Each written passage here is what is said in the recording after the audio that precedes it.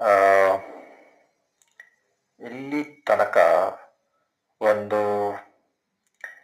250 300 ಜನ ವಿದ್ಯಾರ್ಥಿಗಳಿಗೆ ಆ, ಯೋಗ ಹೇಳಿಕೊಟ್ಟಿದ್ದೀನಿ. ಇನ್ನು ಕೆಲವರು ಕೇಳ್ತಾರೆ, ನೀನು ಯೋಗ ಹೇಳ್ಕೊಡ್ತೀಯಾ, ನೀನು ಯೋಗ ಹೇಳ್ಕೊಡ್ತೀಯಾ, ಏನು ಯೋಗ ಹೇಳ್ಕೊಡ್ತೀಯಾ ಅಂತ ಎಲ್ಲ ಕೇಳ್ತಾರೆ. ಯೋಗ ಏನೇನು ಯೋಗದಲ್ಲಿ ಏನು ಹೇಳ್ಕೊಡ್ತಾರೆ? ಸೂರ್ಯ ನಮಸ್ಕಾರ, ಮತ್ತೆ ಉಸಿರಾಟ, ಪ್ರಾಣಾಯಾಮ,